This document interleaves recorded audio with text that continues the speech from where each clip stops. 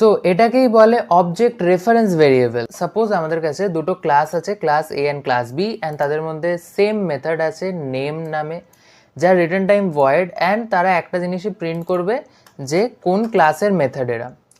OBJ equal new A.